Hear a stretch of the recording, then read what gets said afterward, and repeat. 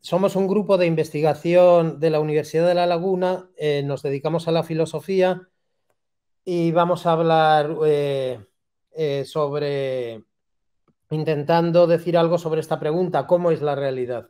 La filosofía se hace preguntas de este tipo, son preguntas muy generales sobre la realidad, a veces sobre el conocimiento, sobre la mente.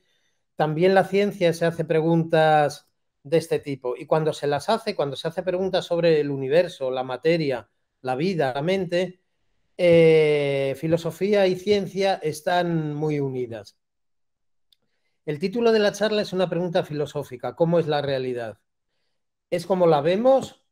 ¿Es como creemos que es? ¿Es como la ciencia nos dice que es? Siempre que nos acercamos a la realidad, lo hacemos bajo algún punto de vista. Una de las cosas que investiga nuestro grupo es justamente esta, la noción de punto de vista, de perspectivas, etcétera.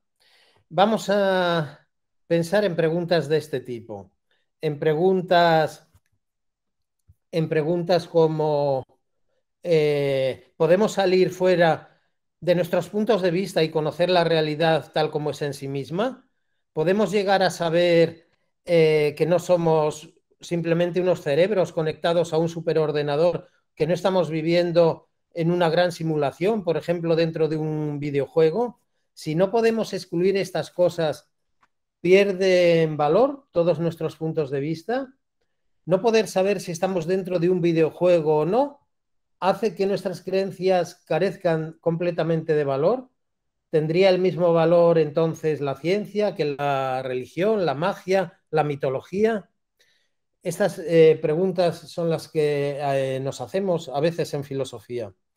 Vamos a imaginar, vamos a pensar ahora, quiero contaros un cuento y, y en, ay, perdón, en, vamos a imaginarnos que en un laboratorio de científicos, de científicas, se están haciendo experimentos de teletransporte cuántico y algo va mal. Se produce una gran explosión y les deja a todos ciegos. Algo aparece en el laboratorio. ¿Qué es? Los científicos, científicas se acercan y lo tocan. Unos tocan algo que les parece una lanza. mm, Son los colmillos de un elefante que ha aparecido en la habitación. Otros tocan las patas del elefante y dicen, aquí ha entrado, hay un árbol. Otros tocan la cola del elefante y dicen, no, lo que ha aparecido es una cuerda, etcétera. Cada uno se acerca a lo que ha entrado en el laboratorio desde un punto de vista. Y son cosas muy distintas, una lanza, una serpiente, el que ha tocado la trompa, un árbol, una cuerda. Lo que acabo de contar es una versión improvisada de un cuento original muy antiguo que tiene miles de años, pertenece a la tradición del jainismo, una religión india anterior al budismo. En el cuento original es un elefante el que entra en una aldea de sabios ciegos. Los sabios tocan el elefante por distintos sitios, llegando a conclusiones muy distintas. Seguramente muchos habéis oído ya este cuento. Quiero hacer dos reflexiones sobre el cuento. Una es esta: los cuentos, sobre todo los cuentos antiguos, pueden tener a veces muchos finales, y el final que se suele contar en este cuento es un final en el que los sabios discuten y se pelean furiosamente. Los sabios son nuestros científicos, pero podemos pensar en otro final. Podemos pensar en un final en el que se discute de manera colaborativa, buscando lo que hay en común en las distintas perspectivas particulares que se han tomado, y también buscando explicaciones acerca de por qué se tienen esas perspectivas particulares. Cuando se hace esto, cuando se busca lo común y cuando se buscan explicaciones, se llega a otras perspectivas más ricas en contenido. Estas otras perspectivas nos parecen mejores. Y pregunto, ¿no es ahí donde están la verdad y la objetividad? Una segunda reflexión sobre el cuento. Al contar yo el cuento, al escucharlo vosotros, vosotras, nos estábamos imaginando un elefante entrando en el laboratorio o entrando en la aldea de sabios ciegos. y tendemos a pensar en este elefante como una representación de la realidad en sí misma. Aparte de las distintas perspectivas, ahí está el elefante. Pero esto es muy engañoso. Es muy engañoso porque nosotros no estamos fuera de la escena. Nosotros estamos dentro y no podemos salirnos fuera. Estamos dentro del cuento. La realidad en sí misma, como sea la realidad, aparte de cómo la vemos, es algo a lo que no podemos acceder, porque acceder a ella implica adoptar una perspectiva, tener algún punto de vista, y no podemos salir y mirar desde fuera lo que está pasando. Entonces, bueno, una vez introducido así el tema, voy a pasar la palabra a mis compañeros y compañeras, en primer lugar a Natividad Garrido, luego a Pablo Vera. Natividad Garrido nos va a hablar más directamente sobre la ciencia, sobre el pluralismo de perspectivas en la ciencia y en algunas disciplinas científicas en particular, y le dejo la palabra. Muchas gracias, Manolo. Voy a iniciar compartiendo también una presentación que he preparado para explicar de qué voy a hablar yo hoy, ¿no? Como ha dicho Manolo, mi nombre es Natividad y también soy filósofa. En mis investigaciones me interesa preguntarme por cómo se interpreta la realidad, la ciencia y en especial la ciencia médica. Y hoy vengo a hablaros un poquito de ello. Podemos decir que en medicina hay muchas perspectivas. Podemos encontrar distintas perspectivas o puntos de vista que interpretan de manera diferente la realidad, que interpretan o entienden de manera diferente una enfermedad. Por ejemplo, podemos encontrarnos el punto de vista del médico o la médica, pero también el punto de vista de la enfermera o el enfermero. Estas son una de las perspectivas más importantes que podemos encontrar en el ámbito de la medicina. Lo cierto es que son visiones de profesionales que tienen mucho conocimiento, que conocen muchas enfermedades, que saben cómo curarnos, que saben qué medicamentos son los mejores para tratar la enfermedad y un largo etcétera. Pero también podríamos pensar en otros puntos de vista o perspectivas que son importantes, que tienen valor para la medicina. Por ejemplo, el punto de vista de las personas que se ponen enfermas e incluso el punto de vista de sus familiares, amigos y amigas. Estos son puntos de vista que son importantes tener en cuenta y eso es lo que quiero estudiar en mis trabajos. Me interesa mostrar cómo el punto de vista del paciente puede ser una interpretación de la realidad que tiene un gran valor para la medicina, ya que nos ofrece una visión, una perspectiva única de la enfermedad. También podríamos pensar que hay otras perspectivas que juegan, que tienen un valor importante y que influyen dentro del campo de la medicina, como podría ser el punto de vista de la política e incluso el punto de vista de la economía. En definitiva, todas estas perspectivas, todos estos puntos de vista nos muestran diferentes formas de conocer la realidad, nos muestran ese pluralismo de perspectivas al que hacía mención Manuel anteriormente, ¿no? Distintas formas de entender una enfermedad. Y voy a poneros como ejemplo la enfermedad del COVID. Y preguntémonos, ¿qué ha ocurrido? Bueno, el COVID era una enfermedad que era desconocida para todo el mundo. Al principio se creían que las personas se ponían enfermas porque tenían una gripe muy fuerte o porque tenían ciertos problemas en los pulmones y por eso no podían respirar bien. Es lo que se conoce como una neumonía. Tuvo que pasar mucho tiempo, tuvieron que llevarse a cabo muchas investigaciones para intentar dar una explicación a esta nueva realidad que estábamos viviendo. Se hizo necesario, por tanto, tener distintas perspectivas para saber cómo interpretar esa nueva enfermedad que hemos llamado COVID.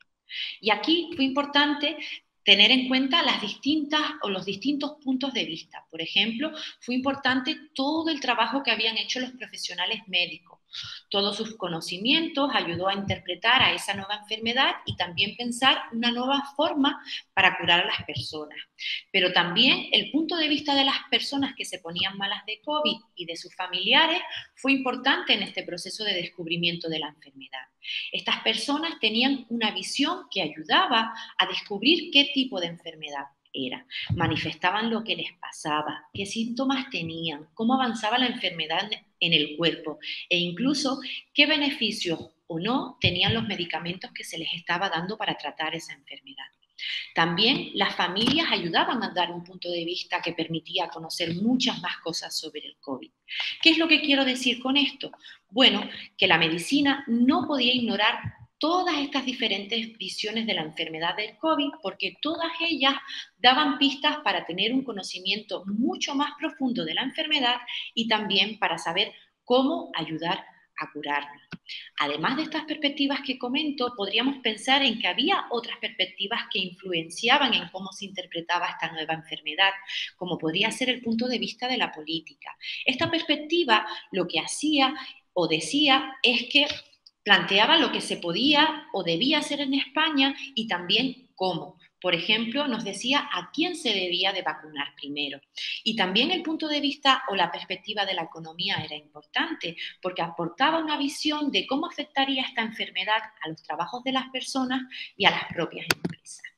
¿Qué conclusión podemos sacar de todo esto que os estoy contando? Bueno, la principal idea es que hay muchos puntos de vista dentro de la ciencia y en este caso en particular dentro de la medicina y cada uno de ellos tienen un valor para interpretar la realidad. Así, la perspectiva médica, la perspectiva o el punto de vista del paciente, de sus familiares, pero también el de la política o la economía, son diferentes visiones de la enfermedad que no se pueden ignorar. Mis investigaciones como filósofa quieren destacar esta idea. En especial quieren mostrar que no solo el punto de vista científico, el de los médicos, las médicas, enfermeros y enfermeras, es el más importante dentro de la medicina. Sí, tiene su importancia, pero también hay que tener en cuenta el resto de perspectivas, ya que todas ellas nos ayudan a entender mucho mejor cómo es la realidad de una enfermedad. Con esto termino mi comunicación y le doy la palabra a mi compañero Pablo, cuando quiera.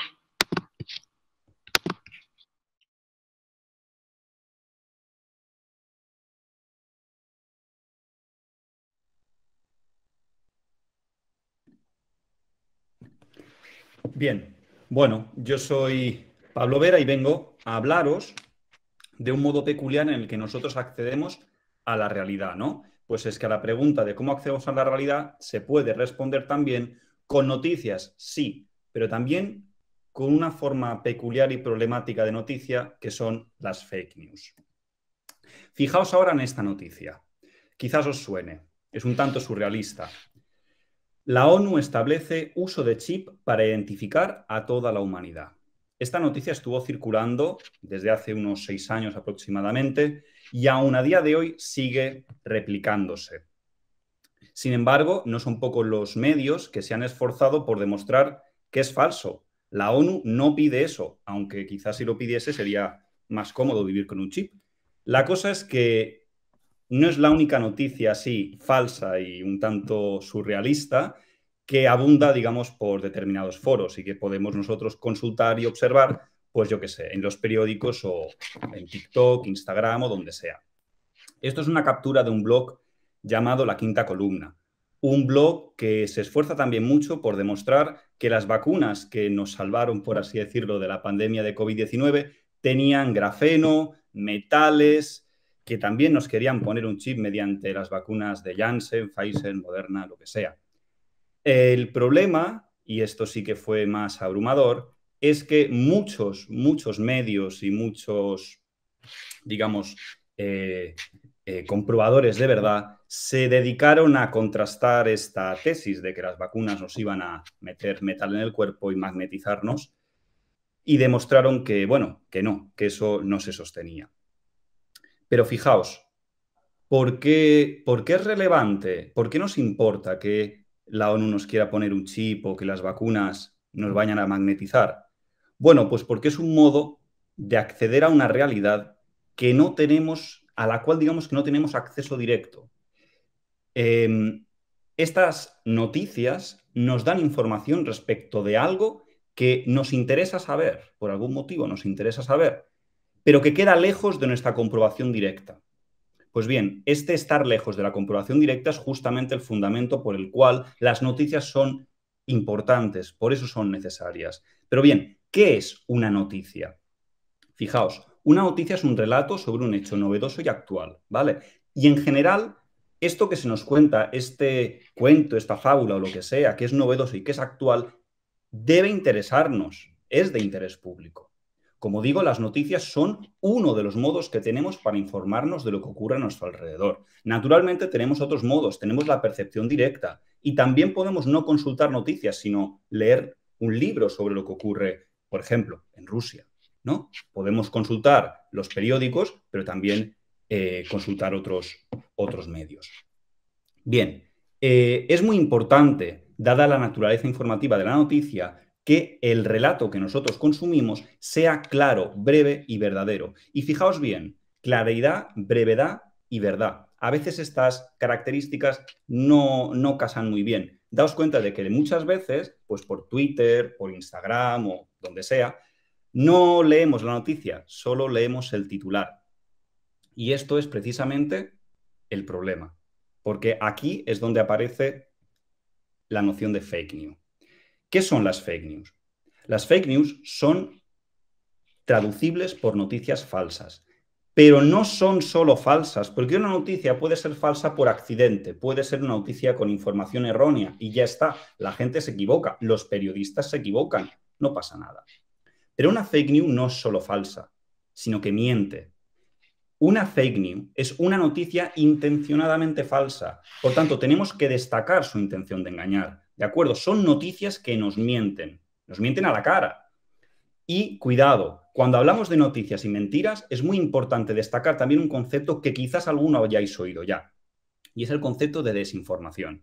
Bien, este concepto es fundamental porque hablamos de desinformación cuando hay una gran cantidad de noticias falsas que en general responden a un mismo objetivo. Nos están mintiendo mucho sobre la naturaleza de las vacunas contra la COVID. Nos están mintiendo mucho y todas las mentiras se refieren a que no tenemos que vacunarnos. En este momento podríamos hablar de una campaña de desinformación. Pero cuidado, porque hay muchas maneras de decir la verdad y también hay muchas maneras de decir la falsedad o directamente de mentir. Fijaos que esto nos pasa a todos. A veces decimos la verdad y no somos suficientemente empáticos, ¿no? Y hacemos daño. A veces ocurre que decimos la verdad, pero no somos precisos. Pues bien, con la mentira puede ocurrir lo mismo. Podemos generar información poco precisa o ambigua, que no sea fácil interpretar. Podemos generar un titular, ¿no? Que directamente sea engañoso, que parezca que vamos a contar algo y realmente no vamos a contar eso. Podemos también hablar añadiendo información completamente irrelevante o compartir solo información de un lado de la cuestión, ¿no? En una confrontación política, solo atender a lo que ha dicho uno de los dos rivales. Pues bien, daos cuenta de este problema. Accedemos a la realidad que no nos es inmediata mediante noticias, entre otros modos de acceder, ¿de acuerdo? Pero tenemos noticias que son verdaderas y noticias que son falsas. Y hay muchas maneras de decir la verdad y muchas maneras de decir la falsedad. Y esto ya supone un problema. ¿Por qué? Porque el peligro de las fake news es que nosotros, al consumir información, lo que hacemos es, se supone, mejorar nuestras perspectivas. Accedemos a realidades que no nos son directamente dadas y por ello intentamos como tener un mayor control sobre cuestiones, pues eso, lejanas, políticas o económicas, ¿no? Hay muchas perspectivas sobre las que se puede opinar y eso necesitamos muchas veces acceder a esos temas mediante noticias. ¿Qué ocurre? Que si consumimos fake news, nuestras perspectivas no mejoran, sino que empobrecen nuestro mundo. Nuestro mundo se empobrece, se vuelve más debilitado, se vuelve débil, quiero decir. ¿Cuál es, entonces, el problema de todo esto? Pues que si nosotros queremos tener un cierto control sobre nuestras perspectivas, si queremos tener un cierto control sobre el mundo que nos rodea, debemos consumir la información ejercitándonos en la crítica, es decir, consumir críticamente. Y para ello es fundamental distinguir la verdad de la falsedad. Pero, ¿cómo lo hacemos? Fundamentalmente, atendiendo a una crítica de las fuentes. ¿Qué estoy consumiendo? Es decir, ¿de dónde me viene esta información que estoy consumiendo? ¿Quién me lo está contando?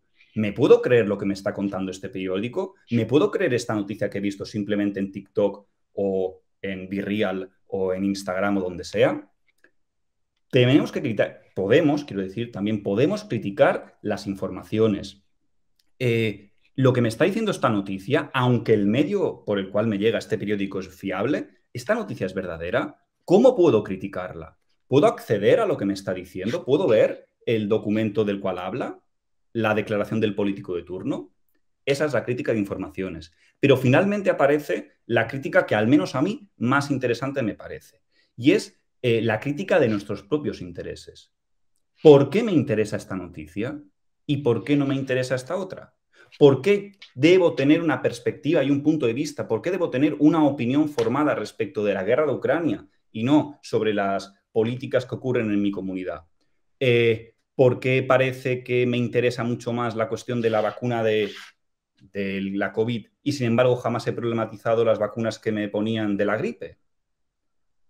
La crítica de nuestros intereses es fundamental para ejercitarnos en la crítica. No podemos solo criticar las fuentes y las informaciones. Tenemos que criticarnos también a nosotros mismos. Solo eso nos salva del peligro de las fake news. Muchas gracias.